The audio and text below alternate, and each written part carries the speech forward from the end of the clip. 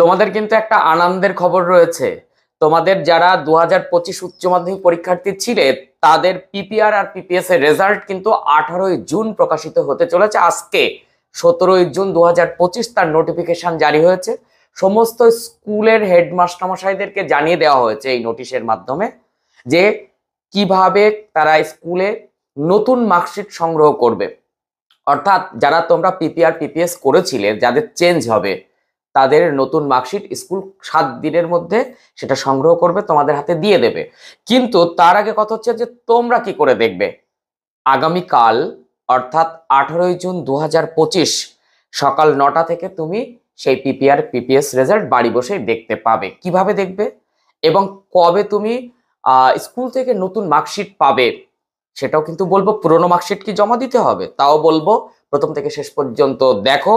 যদি চ্যানেলে নতুন হও তাহলে অবশ্যই চ্যানেলটি সাবস্ক্রাইব করে পাশে থাকা বেল আইকনটি প্রেস করে রাখো। এরকম তথ্য সমৃদ্ধ ভিডিও পেতে ভীষণ সুবিধা হবে। একটু বন্ধুদের মধ্যে শেয়ার করে দিও, তাহলে বন্ধুদের জানতেও সুবিধা হয়ে যাবে। আজকে 17ই June 2025 West Bengal Board of Secondary Education একটা নোটিশ জারি করেছে। সেক্রেটারি সুব্রত ঘোষ স্যার, সেখানে স্পষ্টত জানানো হয়েছে to the heads of all 10 class high school. সমস্ত 10 ক্লাস হাই স্কুলের মানে যারা যেসব স্কুলে মাধ্যমিক আছে, উচ্চ মাধ্যমিক স্কুলে তারা মাধ্যমিক আছে, যাদের যাদের মাধ্যমিক আছে তাদের জানিয়ে দেওয়া হয়েছে সেই সমস্ত হেডমাস্টার মশাইদের যে আগামীকাল 9টার সময় কিন্তু প্রকাশ করা হচ্ছে 2025 মাধ্যমিক পরীক্ষার্থীদের পিপিআর পিপিএস এর রেজাল্ট। সেখানে একদম স্পষ্টত লিখে দেওয়া হয়েছে একটি নির্দিষ্ট পোর্টালটা তোমরা দেখে নাও, আমি ডেসক্রিপশনেও দিয়ে দেবো, তোমরা নোটিশটা দেখে নেবে, সেখান থেকেও নিতে পারবে। এই নির্দিষ্ট পোর্টাল, এই একটি পোর্টালের মাধ্যমে রোল নাম্বার এবং ডেট অফ বার্থ দিলে তোমার কিন্তু বাড়ি বসেই তুমি এই পোর্টালের মাধ্যমে জানতে পারবে যে তোমার চেঞ্জ হয়েছে কি হয়নি, অর্থাৎ তোমার নাম্বার বেড়েছে কি বাড়েনি। সেই জায়গা থেকে তোমরা অধীর আগ্রহে বসেছিলে সেই সুসংবাদটা দিতে পারার জন্য আমারও খুব ভালো লাগছে। এখনো রেজিস্ট্রেশন শেষ হয়নি, তাই তড়িঘড়ি করে রেজাল্ট আউট করে দেওয়া হলো এই কারণে যাতে রেজিস্ট্রেশনের আগে তোমাদের এই রেজাল্ট তোমরা হাতে পেয়ে যাও।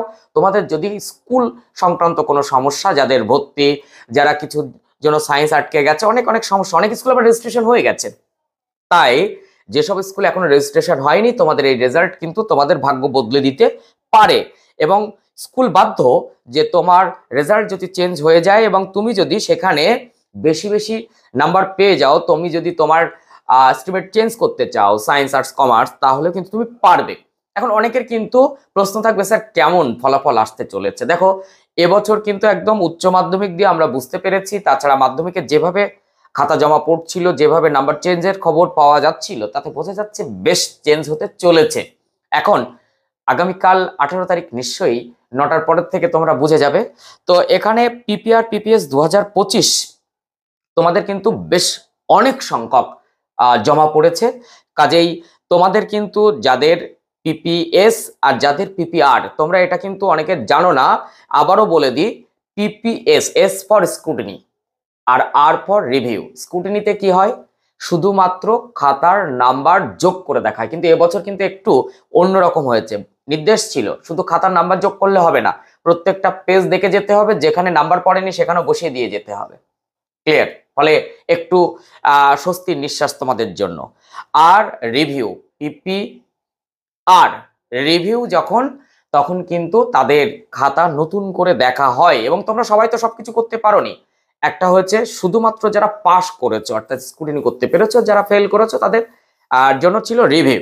এই জায়গা থেকে নাম্বার কিন্তু একটু বদলে যেতে চলেছে এবং বহু সংখ্যক স্টুডেন্টের ভাগ্য গড়ে দেবে এবং অনেকের হয়তো বেশ কিছু নাম্বার বাড়বে। তবে তোমরা জানিও কিন্তু যে কার কত নাম্বার বাড়লো বা কেমন বাড়লো, কোন ডিস্ট্রিক্ট কেমন বেড়েছে, আমি তোমাদের এই কমেন্টের ওপরে জানতে পারবো। আগামীকাল যখন তোমরা রেজাল্ট হাতে পাবে অবশ্যই কিন্তু জানিও যে কেমন হলো, তাহলে আমি বুঝতে পারবো ডিস্ট্রিক্ট ওয়াইজ কেমন হয়েছে, প্রত্যেকটা ডিস্ট্রিক্টে কি একই রকম হারে নাম্বার কমা বাড়া হয়েছে। সেখানে স্কুলের হেডমাস্টার মশাইদের একদম নির্দেশ দিয়ে দেওয়া হয়েছে যে আঞ্চলিক অফিস থেকে কালকে রেজাল্ট আউটের পর ওয়ার্কিং ডেজে 7 দিনের মধ্যে যেন মার্কশিট এবং সার্টিফিকেট নতুন যাদের চেঞ্জ হবে সেটা সংগ্রহ করে নেয় এবং তোমাদের হাতে তুলে দেওয়া হয়।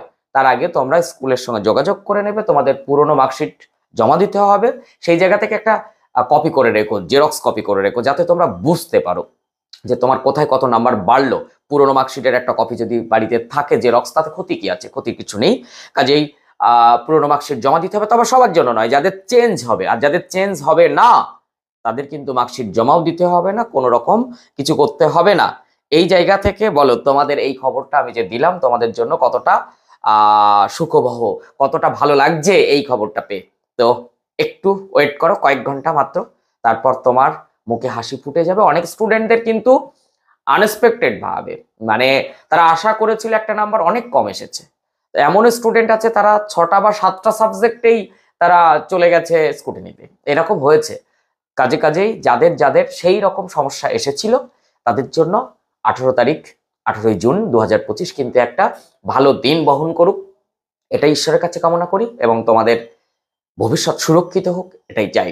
তো নেক্সট ভিডিওতে দেখা হচ্ছে, তত সময় মন দিয়ে পড়াশোনা করো। আর এখন স্কলারশিপের নানান ভিডিও দিচ্ছি, যার জন্য যে স্কলারশিপটা ঠিক উপযুক্ত, যে ক্রাইটেরিয়ার মধ্যে তুমি পড়ে যাচ্ছ সেগুলো তোমরা কিন্তু করে দিও। তবে মাথায় রেখো, সরকারি স্কলারশিপের সঙ্গে বেসরকারি স্কলারশিপের কোনো সমস্যা নেই যে তুমি বেসরকারি স্কলারশিপ আবেদন করলে সরকারিতে করতে পারবে না। অনেকেই প্রশ্ন করছো, স্যার এটা করলে আমি স্বামী বিবেকানন্দ বা নবান্ন করতে পারবো? তো দেখো, স্বামী বিবেকানন্দ আর নবান্ন হচ্ছে সরকারি স্কলারশিপ, এই স্কলারশিপের সঙ্গে অন্য কোনো স্কলারশিপের সম্পর্ক নেই। তবে একসঙ্গে তুমি দুটো সরকারি স্কলারশিপ পাবে না, এটা হচ্ছে মূল নিয়ম। তুমি সরকারি স্কলারশিপের সঙ্গে একাধিক বেসরকারি স্কলারশিপ পেতে পারো। ঠিক আছে? তো চলো, নেক্সট ভিডিওতে দেখা হচ্ছে, তত সময়ে মন দিয়ে একটু পড়াশোনা করো।